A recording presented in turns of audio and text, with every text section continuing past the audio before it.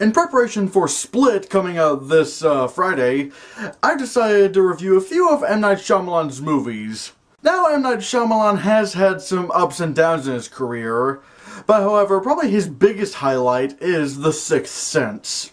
Now, I had previously not seen The Sixth Sense, and sadly I have had the ending spoiled to me.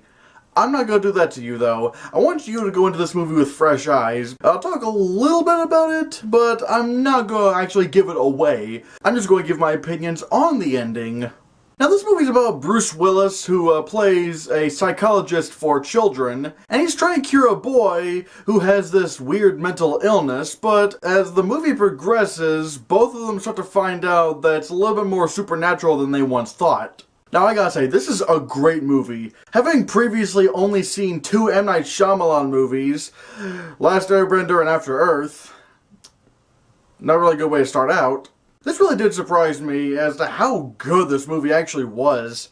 I wouldn't call this a horror movie, though, and it's not a flaw with the movie, but while a lot of the things in the movie are scary to think about, nothing's really going to give you nightmares in this movie. It's more like a very interesting psychological drama that has a few horror elements in it. But all in all, I probably wouldn't say this is a horror movie. It's a movie that's still very interesting and keeps you locked in with its direction, writing, and especially its performances. Bruce Willis is worthy of an Oscar nomination in this movie because he plays the psychologist for children really well. And he sort of acts like how a child psychologist would act with children. He'll try to talk down to them to, help them understand what he's saying, but he won't go, completely... He won't do that, even though sometimes he'll be a little bit, I wouldn't really say silly, but a little bit lighthearted with his little experiments to try to, relate to kids, even though the kid he's working with is not really that kind of kid. Haley Joel Osment gives one of the greatest performances I've seen from a child actor. He nails this. And it's not surprising that he got an Oscar nomination for Best Supporting Actor because he really sells everything. He truly feels like he's, being a real person. That really makes me wonder what else he's done in his career. Oh no. Toni Collette is also really great in this movie as Haley Joel Osment's mom. She was also nominated for an Oscar in this movie and, again, pretty deserving of it. All of the main performances in this movie are really incredible. Again, how did that happen?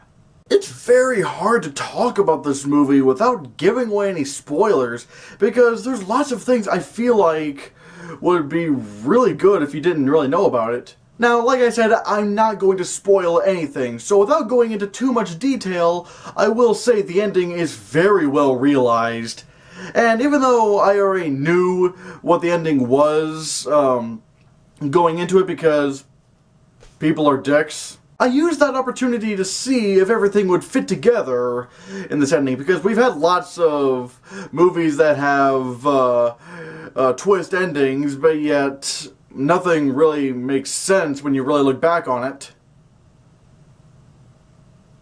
But no, when I was really examining this movie, everything really did seem to be fitting together well with the whole twist. And I do have sort of a wish that I would have been able to see this for the first time and not know what the ending was going to be, because then my jaw would have legitimately dropped, especially when realizing everything in the film. This is a twist that had to take lots of hard thinking and lots of really good writing and direction. This is right up there with one of the greatest plot twists ever. And of course, that created the whole M. Night Shyamalan meme with the twist. My only flaw is something that I don't really think anybody's noticed before. Again, while keeping it vague, there's a scene where somebody shoots themselves in the head and ultimately committing suicide. And the camera is panning away from the person right as they're killing themselves. And the reason why this is a flaw is because right when the gun is shot, the camera hasn't stopped panning away from that person. Meaning you can still see a bit of that person right when the gun is shot. Yeah, you can actually see the person still standing with their head still in one piece. Now, one could make the argument that the bullet was simply lodged in that person's skull, because sometimes, depending on the type of gun you have, that can happen. But here's where I have to disagree, mainly because I heard a splat. You can hear the splattering of the flesh after the gun is shot. So, I mean, if that happened, that means the bullet would have had to gone straight through that person's skull. Which, if you see the actual thing, it doesn't happen. The gunshot should have only been heard until the person was completely out of frame. It's weird, nobody has noticed this. But yeah, that is a problem with the movie that I have, because I kind of pay attention to those kind of things. The Sixth Sense is a great psychological drama.